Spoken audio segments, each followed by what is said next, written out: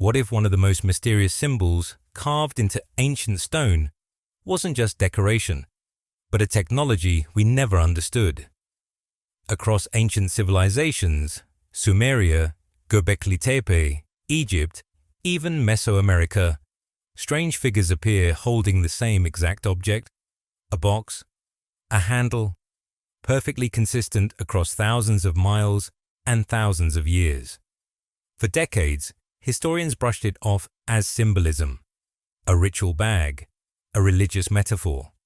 But now, for the first time, these so-called handbags of the gods have been seriously analyzed using modern methods, and what researchers discovered inside has completely rewritten the conversation. We're not talking about myths or guesswork anymore.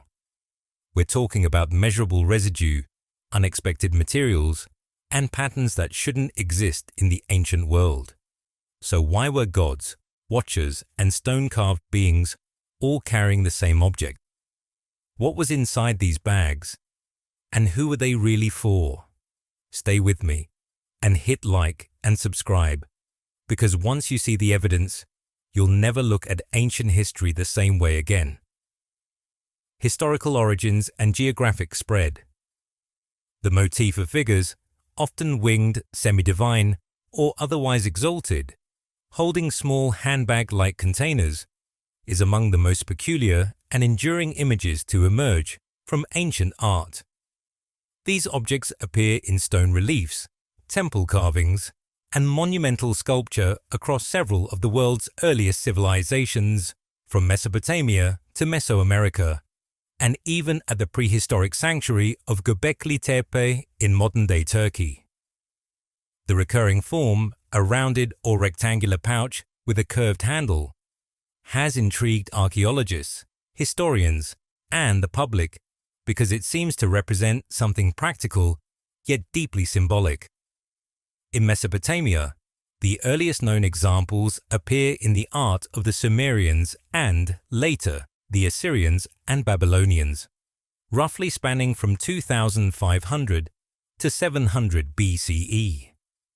These civilizations, clustered around the Tigris and Euphrates rivers, produce some of the most intricate relief carvings of the ancient Near East. These works adorned palace walls, temple facades, and ceremonial gateways. Among the most notable depictions are those of the Apkallu, or sage figures, semi-divine beings described in Akkadian texts as guardians of wisdom and intermediaries between gods and men. The Apkallu were often shown as human figures with wings or the heads of eagles, holding in one hand a pine cone-shaped object, or the malilu, and in the other a small bucket or bag, or the bandudu. So what are these handbags? We'll answer that shortly. For now, let's take a walk through history. Archaeologists first uncovered these images in the mid-19th century, during large-scale excavations in what was then the Ottoman Empire. The British archaeologist Austen Henry Layard, who led digs at the site of Nimrud, or ancient Kalhu, between 1845 and 1851, discovered the vast northwest palace of King Ashurnasirpal II. Among its many sculpted panels were dozens of Apkallu figures performing what appeared to be a sacred rite of purification. Each figure carried the characteristic bag, rendered in stone with a distinctive semicircular handle and textured surface. Layard's published engravings of these reliefs in his 1853 book, Monuments of Nineveh, helped introduce this enigmatic image to the world. Later discoveries at the Assyrian capitals of Nineveh and Khorsabad in the late 19th century by Paul Émile Botta and Hormuz Rassam revealed similar motifs. The consistent appearance of these objects across Assyrian art indicates that they served a standardized ritual or symbolic purpose. The accompanying inscriptions and placement within royal architecture reinforce their ceremonial function. For instance, reliefs from Sargon II's palace at Khorsabad, dating back to almost 710 BCE, show the Apkallu flanking the king or divine tree, sprinkling water from the cone into the tree's branches while holding the bucket below. This possibly symbolizes fertility, purification, or the transmission of divine life force. Yet, despite these detailed depictions, archaeologists have never uncovered an actual physical object corresponding to the bag or bucket. No remnants in metal, stone, or clay match the form shown in the carvings. This absence deepens the mystery.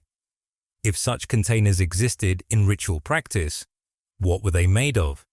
And why have none survived? If not, were they purely symbolic inventions meant to visualize unseen spiritual concepts? The motif's intrigue extends far beyond Mesopotamia. In Mesoamerica, thousands of miles and millennia apart, a remarkably similar form appears in Olmec art, particularly at the site of La Venta in Tabasco, Mexico. Monument 19, carved around 900 to 400 BCE, shows a figure emerging from the coils of a serpent, clutching a small rectangular object with a curved handle nearly identical in outline to the Mesopotamian handbag. Discovered in the 1940s by Mexican archaeologist Matthew Sterling, this monument became central to discussions about cross-cultural parallels in ancient iconography. The figure is thought to represent a ruler or priest associated with the feathered serpent, an early form of the deity later known as Quetzalcoatl. Another site that has contributed to this global puzzle is Göbekli Tepe in southeastern Turkey, dated to roughly 9,600 to 9,500 BCE, long before the rise of Mesopotamian cities. Excavations led by German archaeologist Klaus Schmidt from 1995 until his death in 2014 revealed a complex of massive T-shaped limestone pillars arranged in circular enclosures. Many of these pillars bear low-relief carvings of animals and abstract symbols, including several instances of objects that look like stylized handbags. These bags appear above the heads of animals, such as foxes and birds, suggesting a symbolic or cosmological role. But wait, the strange part does not end here. There is no evidence that people in these early civilizations carried or used handbags in the modern sense. Practical containers certainly existed, such as woven baskets, leather pouches, or small vessels for liquids and powders, but none resembled the stylized rectangular form so meticulously carved in stone. This contrast adds to the fascination. The image clearly mattered enough to be repeated for centuries, yet it does not correspond to any known utilitarian object. In Mesopotamian art, it was always held in a ritual context. In Mesoamerica, it appeared in association with deities or rulers. In Göbekli Tepe, it was seen among symbols that may represent celestial or spiritual concepts. Today, the handbags of the gods endure as both an archaeological enigma and a cultural phenomenon. So, what do these handbags of the gods actually mean? What does the mainstream scholarship say? The earliest discoveries of these enigmatic handbags of gods motifs came during the golden age of Mesopotamian archaeology in the mid-19th century, when British and French expeditions unearthed the palaces of ancient Assyria and Babylon. Figures such as Austin Henry Layard, who excavated the Northwest Palace at Nimrud between 1845 and 1851, and Paul-Émile Botta, who uncovered the royal complex of Khorsabad, were the first to encounter the now famous winged beings, later identified as Apkallu, each holding a cone and a small bucket-like object. At the time, the meaning of these items was unknown. Layard described them in his 1853 publication, Monuments of Nineveh, simply as mystic emblems and curious accessories. By the late 19th century, the decipherment of cuneiform and the publication of Assyrian religious texts began to illuminate the figure's identity. Scholars such as Henry Rawlinson and George Smith linked the winged beings to the Apkallu mentioned in Akkadian and Sumerian myths. Semi-divine sages created by the god Ea or Enki to impart wisdom to humanity.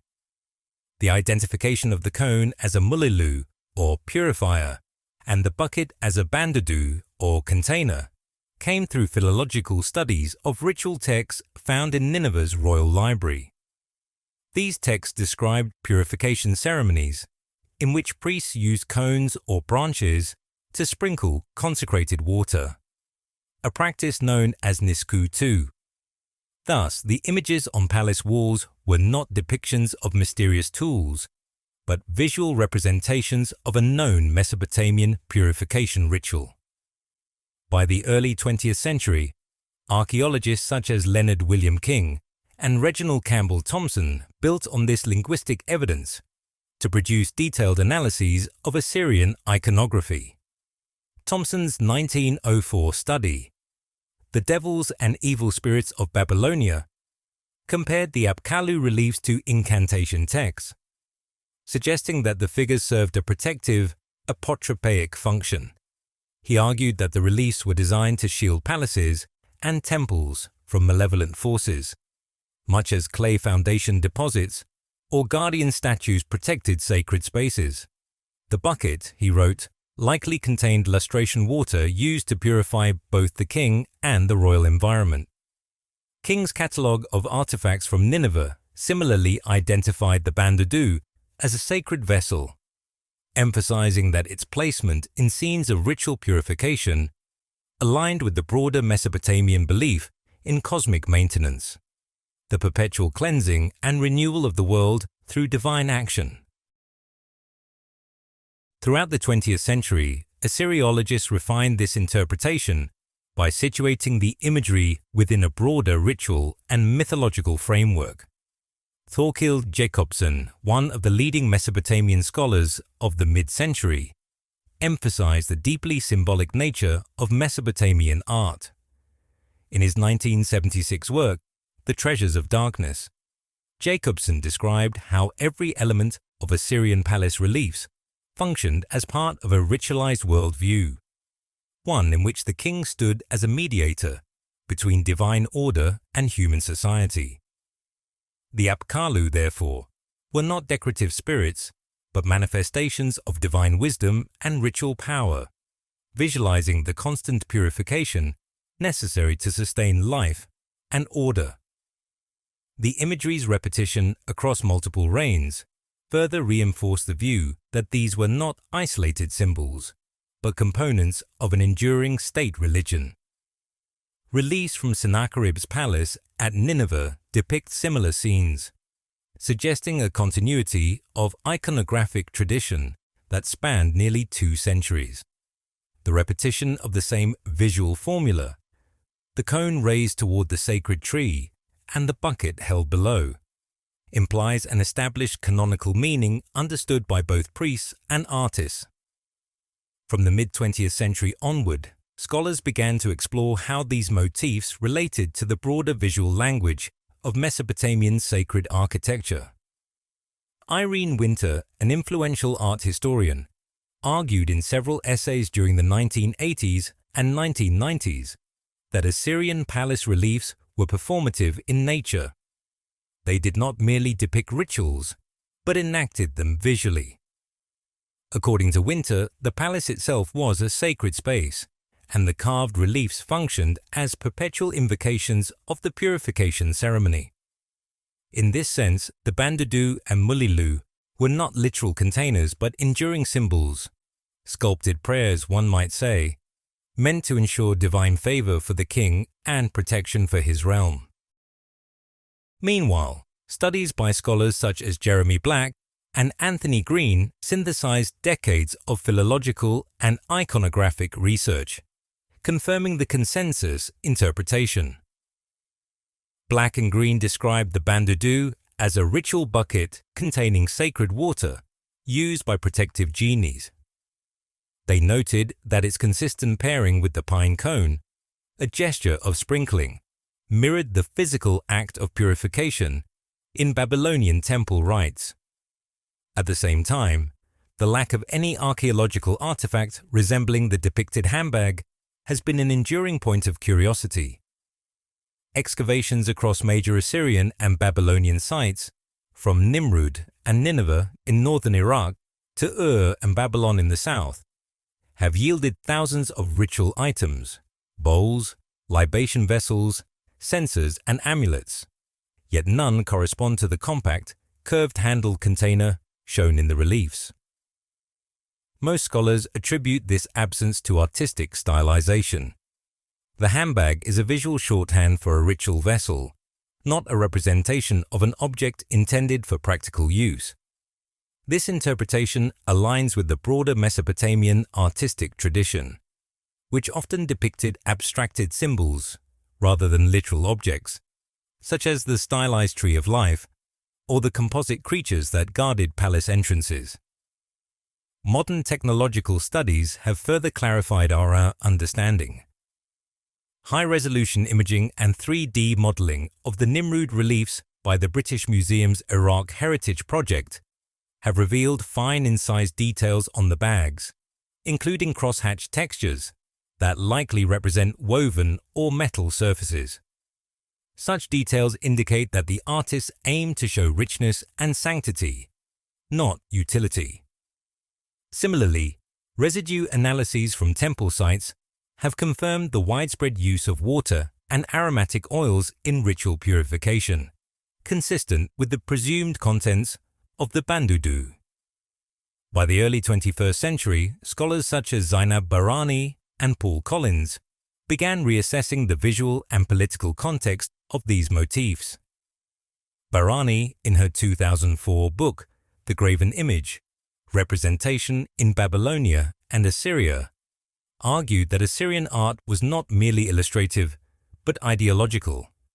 The reliefs were statements of cosmic kingship, projecting an image of the ruler as a divine mediator maintaining universal order. Within this schema, the Apkallu figures and their ritual implements embodied the moral and cosmic purity that legitimized royal authority. Today, the scholarly consensus remains remarkably consistent. The objects depicted in the hands of the Apkallu, the so-called handbags of the gods, are ritual buckets used for purification. Yet, researchers emphasize that their significance lies less in the literal object than in the act it represents. But wait, the story doesn't end here. Some believe that the handbags represent much more than this. Speculative theories and alternative perspectives. Most archaeologists explain these ancient images in a straightforward way. Symbolic tools used in rituals. But the problem is this. The same strange handbag shape keeps appearing across different continents, thousands of years apart. And that repetition has opened the door to much bigger questions. One of the most talked about ideas comes from the ancient astronaut theory, made popular in the 1960s and 70s by writers like Erich von Däniken. He suggested that many ancient gods were actually advanced visitors from elsewhere. From this perspective, the handbags carved into Assyrian, Sumerian, and even Olmec stonework weren't baskets at all, but technology.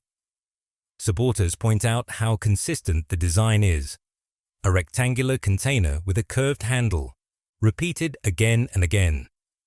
They argue this could represent portable devices, tools for communication, energy, or environmental control, carried by beings whose technology ancient people couldn't understand. To them, the shared design across unrelated cultures hints at real encounters, not coincident. Another explanation comes from psychology rather than outer space. Swiss psychiatrist Carl Jung believed humans share deep symbolic patterns called archetypes. From this view, the handbag represents a universal idea, a container for something precious. It could symbolize life, wisdom, divine power, or creation itself. Similar ideas appear across myths worldwide, from Pandora's jar in Greece to sacred pouches used by shamans in Asia and the Americas. Even without contact, Different cultures may have created the same symbol to express the same human questions about life, knowledge, and survival. New Age and metaphysical thinkers take the idea further, suggesting the handbags were vessels of spiritual energy. In this interpretation, priests or divine beings used them to carry or channel life force, often compared to concepts like chai, prana, or universal energy. Some link the symbol to Egypt's Ankh or India's sacred fertility symbols, seeing the handbag as a bridge between the physical and spiritual worlds. Writers like Graham Hancock and Andrew Collins offer another provocative idea. The handbags may be echoes of a lost advanced civilization, possibly dating back over 12,000 years. Hancock suggests that sites like Göbekli Tepe, where the oldest examples appear, may have been influenced by survivors of a forgotten culture wiped out at the end of the Ice Age. In this scenario, the handbag represents knowledge passed down, carried from one civilization to the next after a global catastrophe.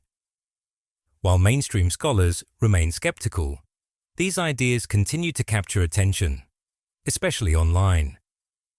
In the digital age, images of these carvings go viral, often shown side by side to highlight their similarities. TV shows, documentaries, and modern art keep reimagining the symbol, helping it stay relevant thousands of years later. At its core, the fascination is simple. Objects that appear to hold something hidden spark curiosity. When gods carry them, the mystery deepens. Whether these handbags were ritual tools, symbols of life, spiritual vessels, or memories of a forgotten age, they reveal one constant truth. Humans have always searched for meaning beyond the visible world. And even today, these ancient carvings continue to make us ask the same question. What did they know that we don't? If you enjoyed this video, don't forget to like, share your thoughts in the comments, and subscribe so you don't miss what's coming next. And be sure to check out the video on your screen right now.